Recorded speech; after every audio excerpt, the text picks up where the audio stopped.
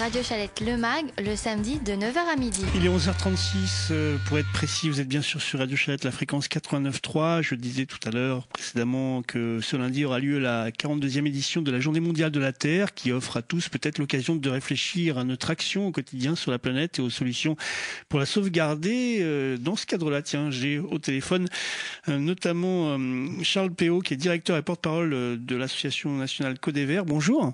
Bonjour. Alors Caudever, peut-être avant de préciser que c'est un collectif de défense des loisirs verts, je rappelle que vous avez organisé notamment du 30 mars au 7 avril la 20e édition des Journées des chemins, des chemins ruraux ou des chemins naturels. Peut-être avec vous une petite présentation rapide de cette association Caudever, qu'est-ce qu'elle fait, qu'est-ce qu'elle représente ? Alors le Caudever existe depuis 1987 et c'est une association donc comme vous l'avez dit de portée nationale qui regroupe à peu près 4000 adhérents, dont 300 clubs. Et on regroupe donc des usagers des loisirs verts, essentiellement des gens qui pratiquent la randonnée. Et le gros de nos troupes est formé de gens qui font de la randonnée motorisée notamment. D'accord, alors je disais, vous avez organisé les 20e journées des chemins. Le slogan c'était nettoyons, préservons, partageons. Quel était l'objectif quels sont les objectifs d'ailleurs de ces journées qui ont lieu chaque année, je crois? Oui, ils ont lieu chaque année depuis 1994. Mais en fait, les objectifs sont multiples. Le premier, c'était on avait pris conscience à l'époque que les chemins ruraux disparaissaient progressivement, soit à cause des remembrements, soit faute d'usage et d'entretien. Donc on a lancé un appel aux pratiquants de ces voies ancestrales. On leur a demandé de se retrousser les manches et de participer bénévolement à l'entretien, à la réhabilitation de ces itinéraires.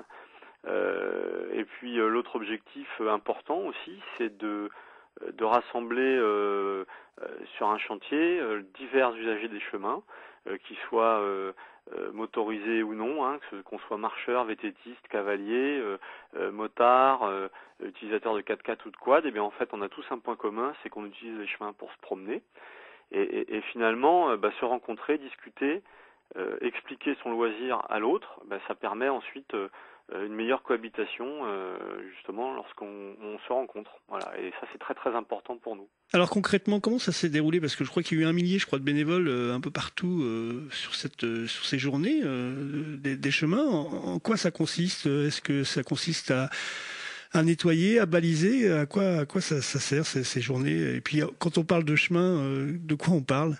Alors, quand on parle de chemin, on parle des chemins ruraux, qui font partie du patrimoine des communes, qui existent bien souvent depuis des décennies, voire des siècles, puisque beaucoup de chemins ruraux sont des anciennes voies romaines, notamment. Les Romains ont construit beaucoup de routes en France. Et puis, concrètement, en fait, nous, le Caudever au niveau national coordonne l'opération. Par contre, sur le terrain, ce sont des clubs de randonneurs, ce sont des particuliers, parfois des comités des fêtes ou même des associations de parents d'élèves qui organisent les chantiers.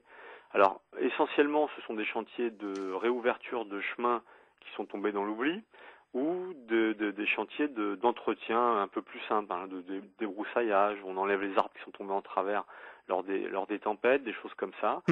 Et puis ces dernières années, on a aussi de plus en plus de chantiers de nettoyage, c'est-à-dire de ramassage de déchets qui sont laissés par des gens indélicats aux abords des chemins ou parfois même carrément sur des sites naturels ou touristiques. Et donc là, il y a ramassage de déchets par les bénévoles et cette collecte, elle est triée et emmenée en déchetterie pour l'élimination. Alors là je parlais effectivement de ces journées des chemins. Caudever se limite pas à faire une journée par an de nettoyage.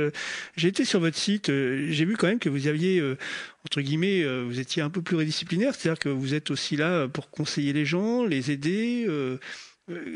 Au quotidien, le Caudever, quand on va sur votre site, il y a plein de choses intéressantes. Il y a un guide pratique, il y a la journée des chemins, il y a l'observatoire des chemins, il y a des conseils, il y a du lobbying, il y a toute une série d'axes que vous développez sur cette question des chemins naturels et ruraux.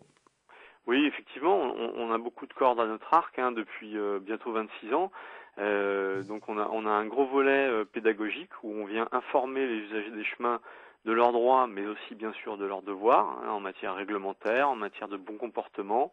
On a un code de bonne conduite qui existe depuis pratiquement la création de l'association il y a plus d'un quart de siècle, et qu'on distribue à des milliers d'exemplaires. On fait beaucoup de réunions d'information. On est présent sur tout un tas d'événements, de salons, de randonnées, pour expliquer aux pratiquants où est-ce qu'on peut circuler, ne pas circuler. On a des actions en matière de protection de l'environnement, notamment en aidant les organisateurs à évaluer les incidences de leurs manifestations sur les zones Natura 2000, par exemple. Mmh. C'est vrai qu'on fait énormément de choses. On essaie de faire en sorte que les chemins restent ouverts à tous, et surtout que la cohabitation sur le terrain soit paisible. Voilà, donc ça passe par du dialogue avec d'autres associations et fédérations de sport de nature, et tout ça c'est mis en musique par des bénévoles sur le terrain, par nos délégués, par nos adhérents, tout au long de l'année. Et effectivement, comme vous le disiez, les Journées des Chemins, c'est une opération médiatique dans l'année. C'est un peu la partie émergée de l'iceberg, parce que justement, cette opération, pour nous, elle permet de montrer au grand public qu'en fait, tous ces clubs, tous ces organisateurs de randonnée, toute l'année, ils entretiennent bénévolement leurs itinéraires. Ils n'hésitent jamais à enlever un arbre qui est tombé en travers, à couper des ronces qui ont poussé. Et ça profite à la collectivité dans son ensemble. Et surtout, c'est gratuit. Et à l'époque où l'on vit actuellement avec la crise, la morosité ambiante, je pense que ce travail bénévole, gratuit, qui profite à tout le monde, je pense que c'est bienvenu, et on peut féliciter tous ces gens qui se retroussent les manches, quoi. Alors en plus, on va arriver dans des températures qui vont être un peu plus élevées, donc peut-être un peu plus propices justement à la marche, à la découverte, parce que c'est pas seulement aller sur un chemin, c'est aussi découvrir la nature, découvrir toute une série de choses, la faune, la flore. Oui, bien sûr. Quel que soit le moyen de locomotion, lorsqu'on va se promener dans la nature, lorsqu'on emprunte les chemins, c'est parce qu'on l'aime, cette nature. Sinon, à ce moment-là, on reste en ville, on reste enfermé dans le goudron et le béton. Donc, bien sûr, tous nos adhérents, les pratiquants en général, sont avant tout des amoureux de la nature. C'est pour ça aussi qu'au Code des Verts, on a beaucoup de gens qui sont pluridisciplinaires. Ils pratiquent pas, par exemple, quand ils font de la moto ou du quad, ils font pas que ça, ils font aussi de la marche à pied, ils font aussi du VTT. On a vraiment, nos statistiques nous le montrent chaque année, on a vraiment des gens qui touchent à tout. Donc ça veut dire qu'il y a un réel besoin d'aller en contact avec la nature, et puis suivant la météo, suivant l'envie du moment, on y va à pied ou en vélo ou avec un engin motorisé, pourquoi pas. Et puis voilà, on se fait plaisir, quoi, tout simplement. Alors là, on est dans une région, la région centre, et dans un territoire qui est l'est du Loiret, où très proche de nous, on a entouré notamment vaste espace boisé et des champs et la campagne. Bon, malheureusement, je crois qu'il n'y a pas de représentants du Loiret. Il n'y a pas de... Oui, effectivement. Oui, c'est vrai que depuis 3 ans, nous n'avons plus de délégation dans le Loiret. J'ai été moi-même par le passé délégué du Code des Verts pour le Loiret, puisque je suis originaire de la région de Montargis, justement. Peut-être que ça reviendra. On a plusieurs clubs adhérents dans le Loiret. Le dernier chantier Journée des Chemins doit remonter aussi à peu près à 3 ans, je crois, de mémoire. L'engagement des bénévoles sur le terrain, comme dans toute activité associative, ça varie.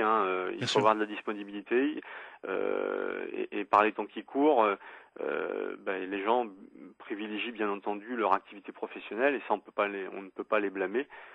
Mais nous, on reste confiants. On a des délégations dans près d'une 50aine de départements en France.